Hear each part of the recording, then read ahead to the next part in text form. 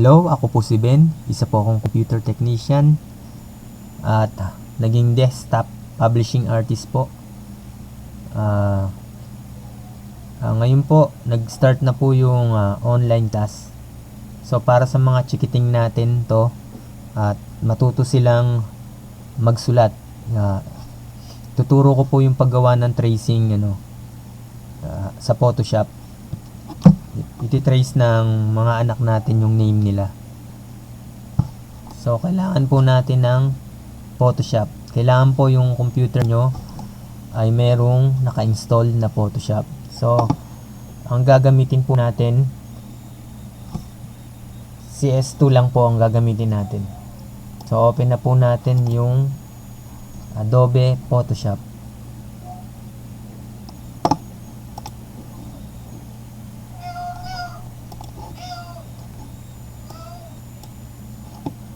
Na po tayo.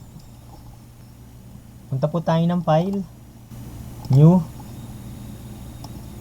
tapos sa A4 po natin ipiprint o gagawin. So ilagay na po natin yung A4 size. Yan, that's okay.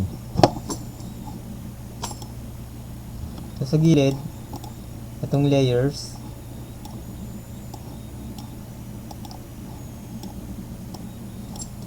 Ctrl J po natin yung background para makuha natin yung gitna. So yan po yung gitna. Then click natin yung crop. Hatiin natin sa gitna. Kasi ang gagawin natin, dalawang pad paper sa isang A4. So gagawa muna tayo ng isang pad paper, duplicate na lang po natin. Nahati na natin. So hating-hati po yan para ma-check nyo. Titingnan nyo sa image size.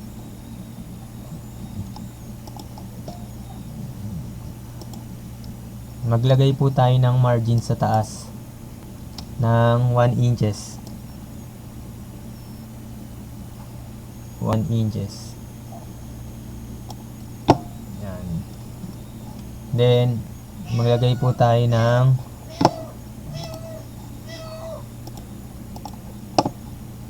naglagay po tayo ng 1 inches sa taas.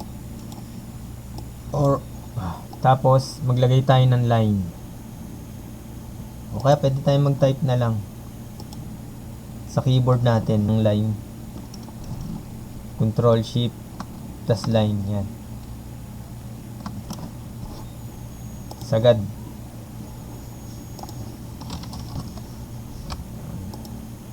Medyo bold natin. Gawin natin Arial. Then bold. Yan. Kulayan natin ng blue.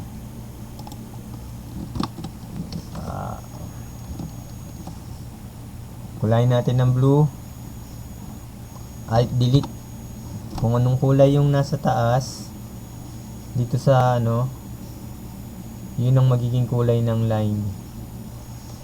Then Ctrl J, duplicate natin. Ctrl J. Tapos nipisan lang natin. Manipis lang. Yan. Huwag natin i-bold.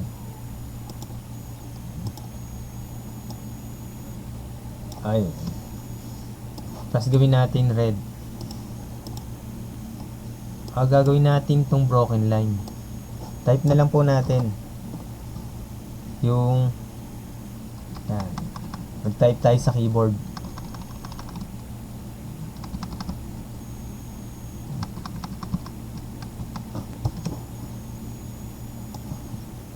Yan, meron na tayong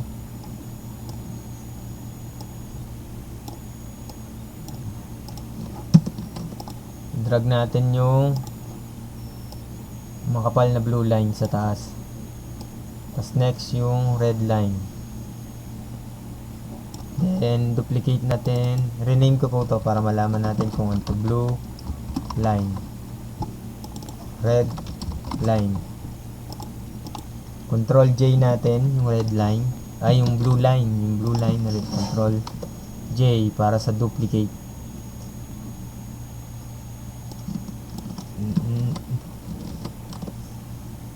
Blue line, duplicate yung blue line. So drag natin sa baba.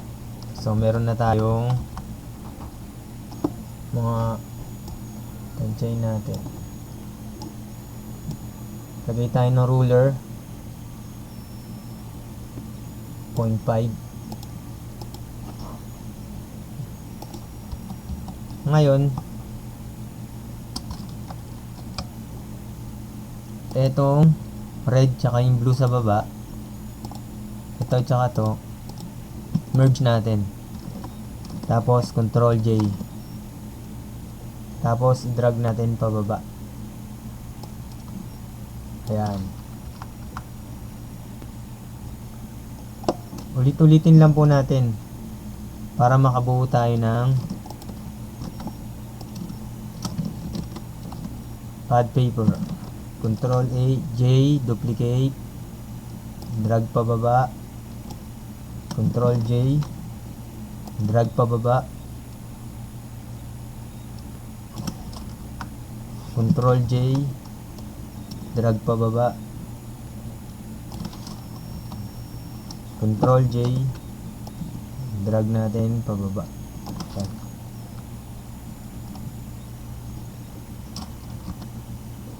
Yan.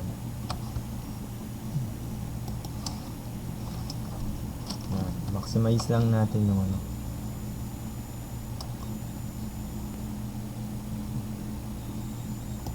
Maximize na lang natin yung space.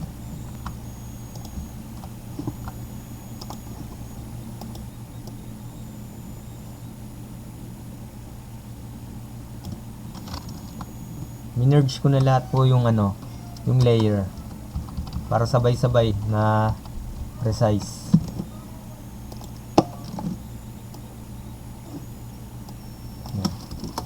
Tapos i-save na po natin.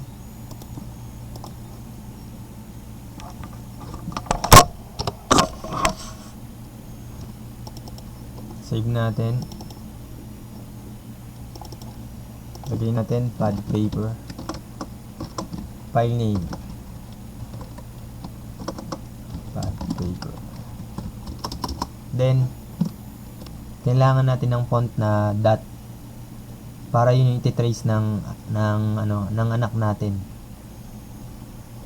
So minimize ko muna yung Photoshop. Mag-open ako ng Google Chrome.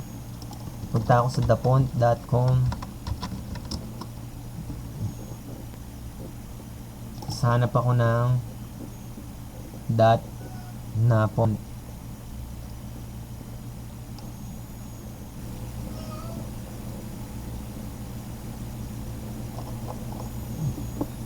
Try tayo ng pangalan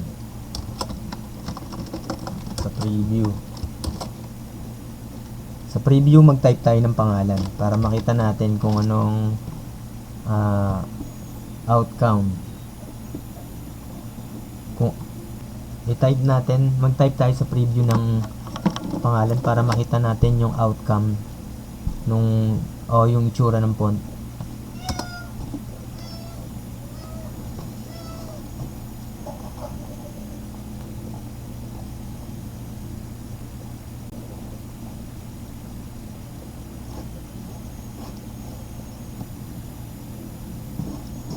Ito yung napili ko, .preschool. Download ko.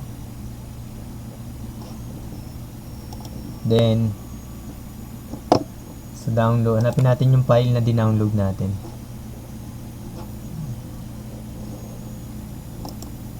Tapos extract. Kailangan po natin ng na meron tayong 7-zip or WinRAR para ma-extract natin. Pero pwede rin itong extract. Right click natin, then extract. Tapos extract. Yan. Then double click lang natin to. Install. After natin ma-install, para mag-take effect yung para take effect yung font, kailangan natin na i-close yung Photoshop natin.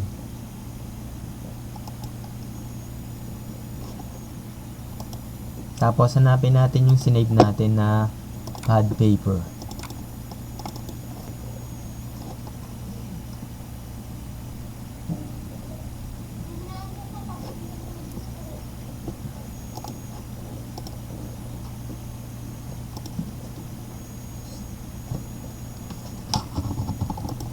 Pwede natin i-merge natin yung layer para isang file na lang o isang layer na lang para hindi na magulo. Then i-type na natin yung pangalan ng anak natin dito sa mga line.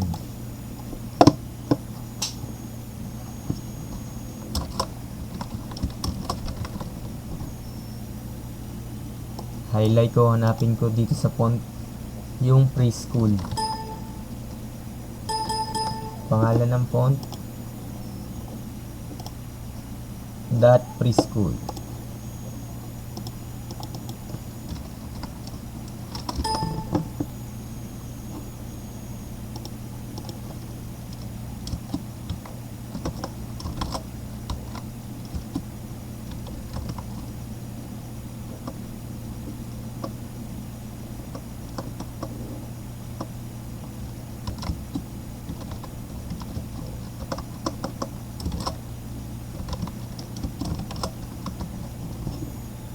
Ayan.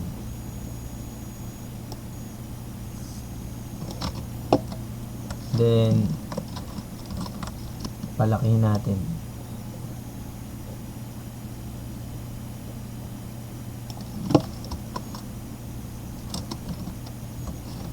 Gawin natin gray. Ayan.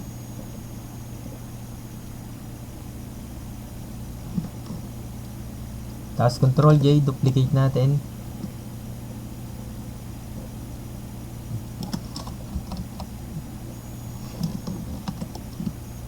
Duplicate.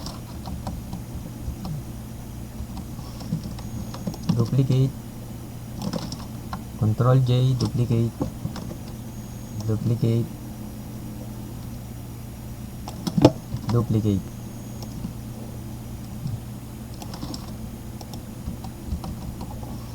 Duplicate lang po natin hanggang sa mapuno na natin.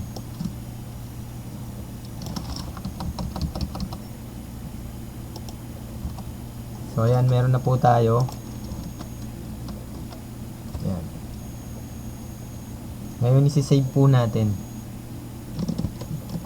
Sa desktop ko na lang save. I-print na po natin.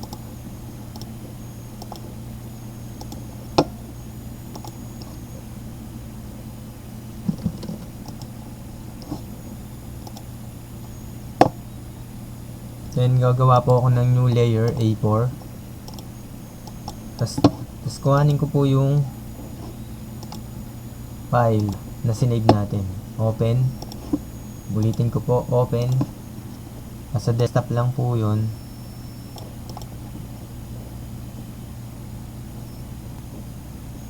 Yung pad paper. Ayan.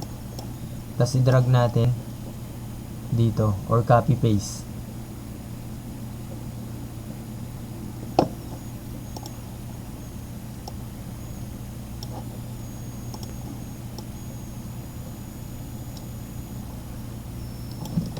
Ctrl J, tapos rotate. I-stapler po natin kaya ganyan. Hindi po ako gagamit ng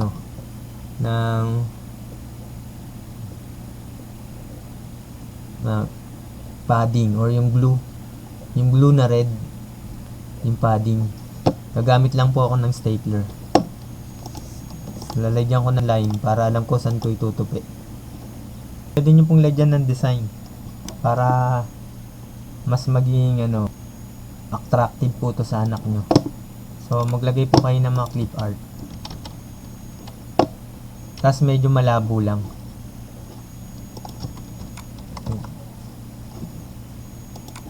nakasave na po ako dito eh.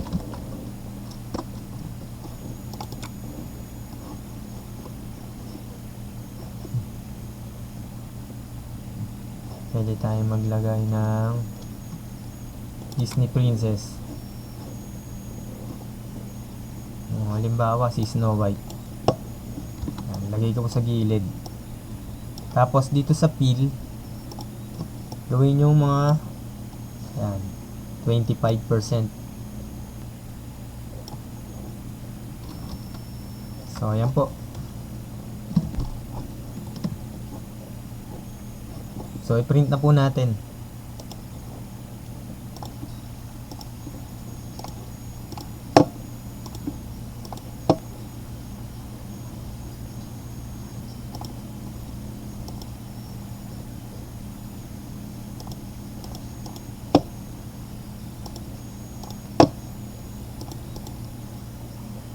Plain paper lang, tapos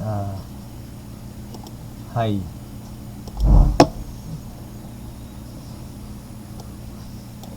Print 10 pages lang. Go. A4 size, i-print na natin.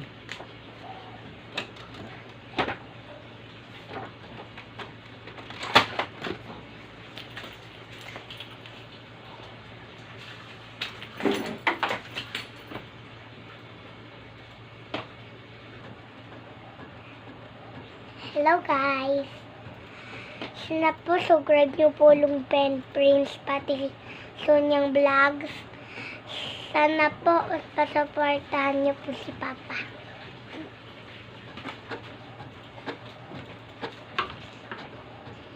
Hello, ako po si Ben. Publishing artist po. Ngayon po, nag-start na po yung online class. So para sa mga chikiting natin ito, matuto silang magsulat.